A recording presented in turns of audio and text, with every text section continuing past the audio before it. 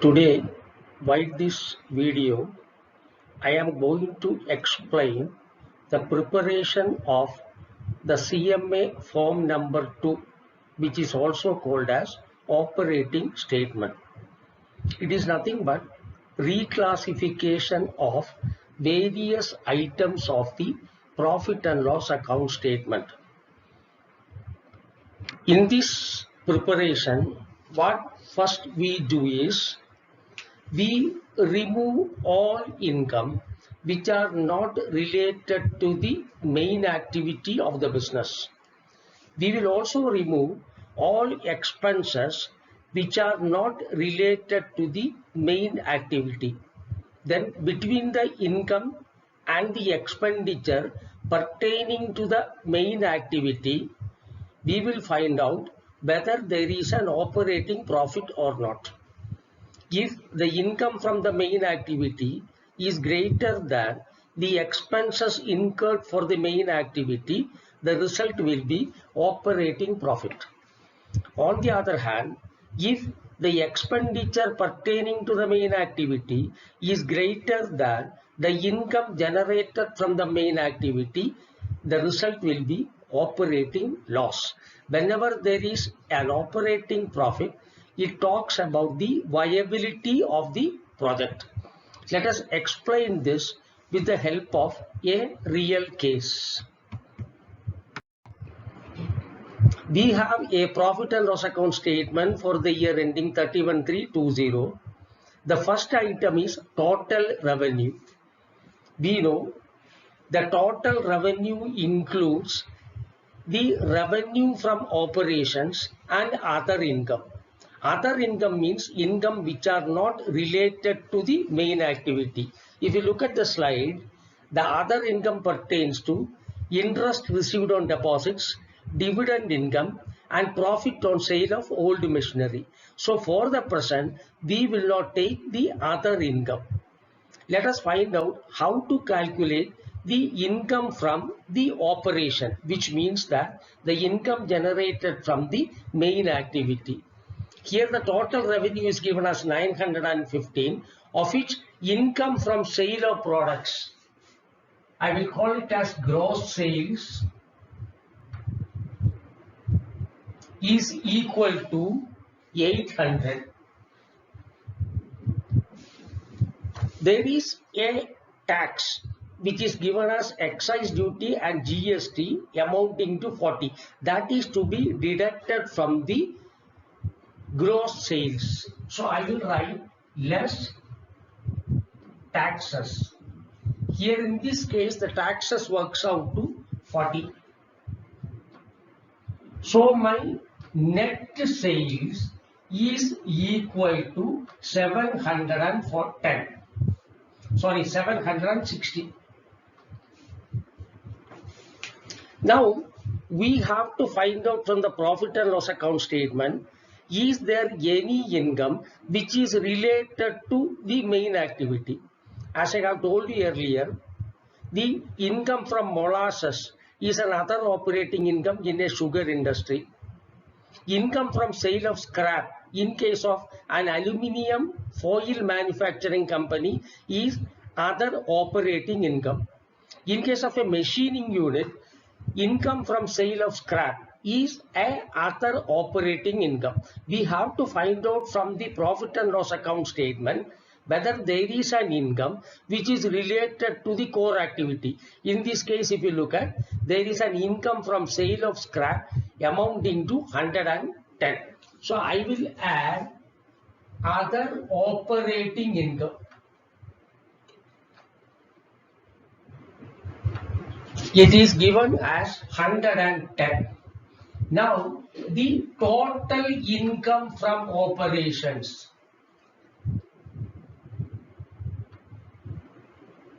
is equal to 870. So I have taken the income from sale of product, I have deducted the taxes, I got the net sales. To that, if there is a other income which is related to the core activity. We call it as other operating income, which gets added to the net sales, resulting in total income from operations. I will mark this as A. For the present, we will not take the other income. We will come back to it later. Once we have arrived at the income from total income from operations, we will go to the expenses side. In the expenses side, first what we will take is variable cost.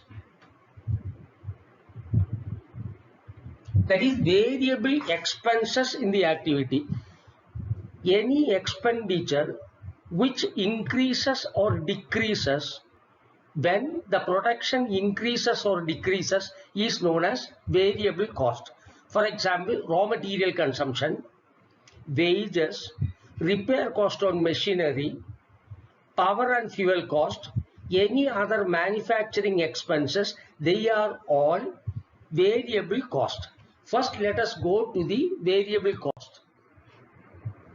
If you look at the note number 3, there is an item called raw material consumption, which is given as 590. This is calculated by adding the opening stock of raw material to purchase of raw materials and thereafter deducting the closing stock of raw material. So I know how much is the raw material that is consumed in the operation during that particular period. In the profit and loss account statement, only the raw material consumed figure will appear. To find out the details, opening stock, purchases and closing stock, we may have to go to the note number 3. For the purpose of better explanation, I have brought that into the P&L account directly. Now the first item is raw material consumption, that is equal to 590. Then we have to find out, is there any other expenditure which are variable in nature? There is an item which is given as employees benefit expenses wages. Wages is nothing but the remuneration paid to the workers at the factory. Salary is not included here because the salary pertains to the office staff. So we will take the employees benefit cost, or we will take what is called as wages. Wages is given as 20. Now there is a change in inventories of SFG and FG, which is given as opening stock of SFG, opening stock of FG, closing stock of SFG, closing stock of FG. This figure, the changes in the figure will not appear in the operating statement CMA form number 2. Instead, we will be taking the exact figures appearing as opening and closing stock of SFG and FG. So we have nothing to do with the change in inventories of SFG and FG. Now the finance cost is not directly connected, that will come later. So for the present we are not taking it. We will go to the item other expenses to find out, is there any cost which is called as variable cost. There is an item called other expenses, which is the details of which will be given in note number 7. But for the purpose of explanation, I have brought all these expenditure here. The first one is power and fuel cost. It is a variable cost which decreases or increases with respect to production. Repairs on machinery. It also is a cost. When the production increases, the machinery are run for a longer period, naturally the expenditure on repair cost will go up. Similarly, when the production is less, machinery are run for a lesser period, naturally the repair cost will be less. Job work charges. Job work charges means some of the manufacturing activities are given to outsiders. That works out to 15 in this case. Admin and selling expenses will not come. Salary will not come. Loss on sale of old machinery also will not come. Now we have taken all the variable cost. To the variable cost, add the depreciation, which is in this case is 25. Add all the expenses, let us call it as subtotal. 590, 610, 615, 625, 640, 665. That is my subtotal. To this, you add the opening stock of semi-finished goods, which is available in the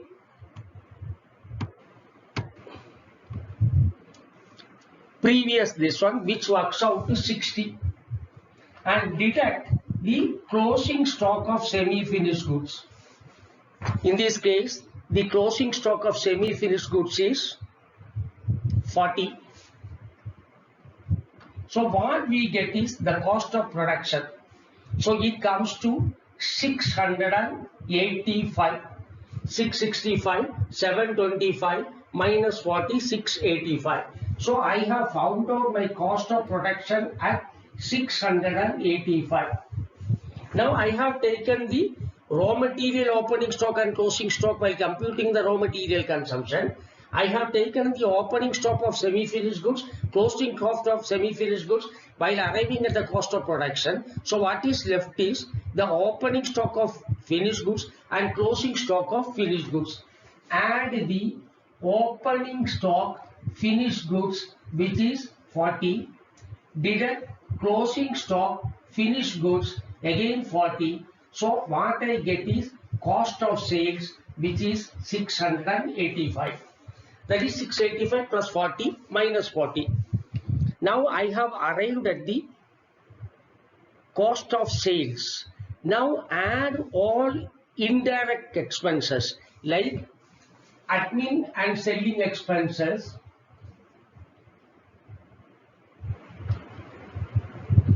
which is in this case is 10. Add salary, which is in this case is 20. So now I have taken all the indirect costs or fixed cost, which does not vary with respect to production. Now I get the total cost of operations. That is cost of sales plus admin and selling expenses plus salary. So 695, it comes to 715. Mark it as B. So now I know my total income from operation is 870. Total cost of operation is 715. What I get here in this case, the income is greater than the expenses. So the end result will be operating profit before interest and taxes. That will be 155. Now I have to deduct the interest. I know the total interest is 15. So the end result will be operating profit after interest, but before taxes. That comes to 140. Suppose the operating profit before interest is 155 and the interest is 200, which means the profit that is generated from the main activity is not adequate to pay the interest. Once the interest, even after providing for, it results in an operating profit, means the profit generated from the main activity is sufficient enough to pay the interest. Now, having done this, you add the non-operating income. We have seen there are three income which are not related to the main activity. That is the interest received on deposits, dividend income received, profit on sale of machinery. That is coming to 45. And deduct the non-operating expenses. That is any expenditure which is not related to the core activity or the main activity. Here there is an item got loss on sale of old machinery. That comes to 10. What we get is profit before tax. That comes to 140, 185 minus 10, 175. Now from here, you deduct the tax expenses, which is 70. So what I am getting is profit after tax, which is 105. The preparation of the operating statement is as simple as I have explained. Only thing is that there are certain items, say for example depreciation, note number 6 is given. When you go to the note, you will know what is a gross block, what is a less cumulative depreciation, what is a net block, and what is the depreciation provided for that particular year. Similarly, when you go to the note number 7, the details of that 7, the other expenses will give. There you pick up those expenses which are variable cost. Like this, we compare the 2 years actuals, current year estimate and next year projection, which will enable us to compare 2 years actuals, number 1, and the actuals with that of the estimate and the projections. Again, once again I explain. Take the income from sale of goods, deduct the taxes, what you get is a net sales. To that, find out whether there is any other income which is related to the core business, like income from molasses, income from scale of scrap, etc. Add it, you get the total income from operations. Once you get it, go to the expenses side. First, pick up the variable cost. Variable cost means the expenditure which are related to the main activity. They are raw material consumption.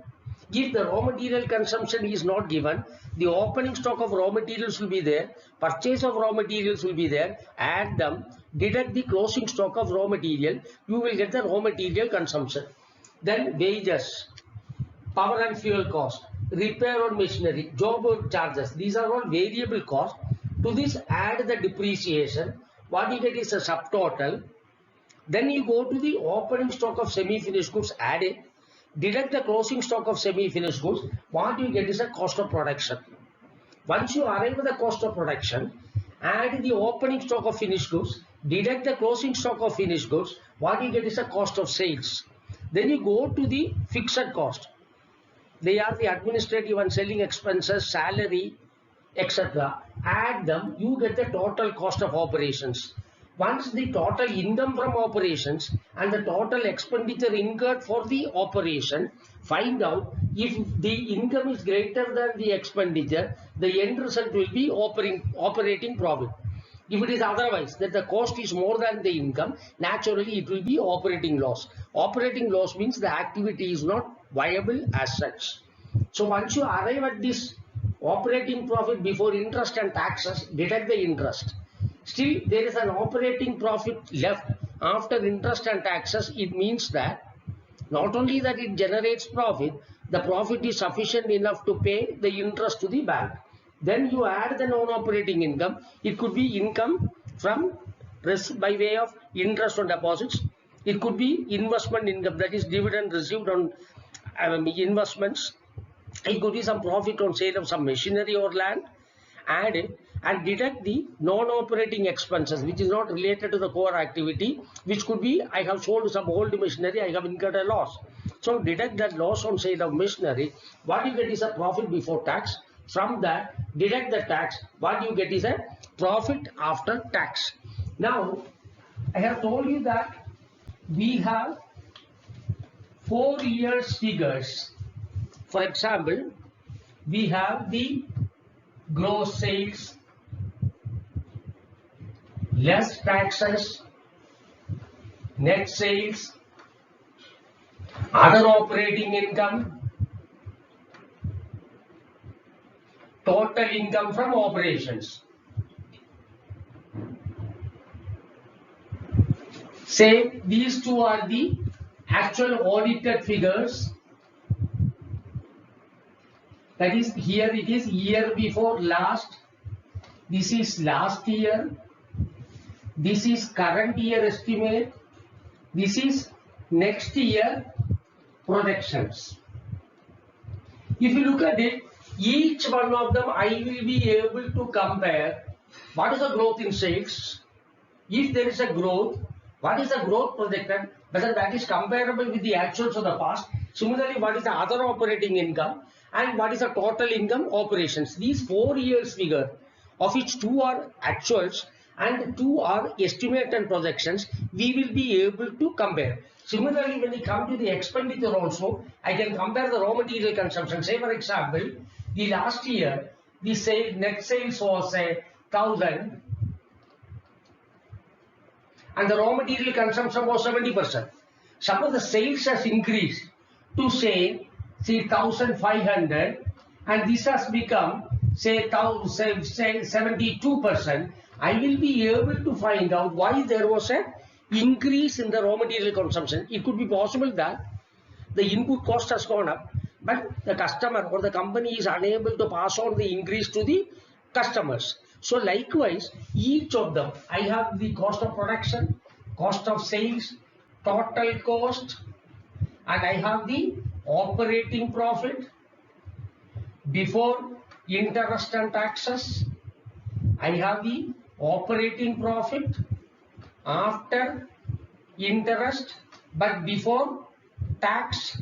I have the PBT, I have the PAT. So this enables the banker to compare the figures given by them and then take a decision as to whether the estimates and the projections made are comparable with the past and are achievable, and if they report an operating profit that is before interest and after interest, we will further process the request. This is how the reclassification of various items of profit and loss account is done, and this is how the CMA form number 2 is prepared. I think that you understood that it is a very simple process. Comparing this one, only thing what we need to understand is which are all the items which come under other operating income, which are all the items coming under the variable cost, and which are all the items which are coming under the revenue from operations. So it is very easy for us to prepare this one. If you understood this, press the like button and subscribe to this channel. In the next video, similar case, I will show you how to prepare the form 3 or the balance sheet spread. How do we analyze the balance sheet? As I have told you, preparation of CMA form number 2 and form number 3, they are very simple. Once you prepare these two forms, preparation of form number 4, which is a comparative statement of current assets and current liabilities, and the MBBF computation, which is form number 5, and preparation of the fund flow statement form number 6, they are very simple and we can easily do it. We need not be a commerce graduate to do this. I think we'll stop here and continue in the next video with respect to the balance sheet spread preparation.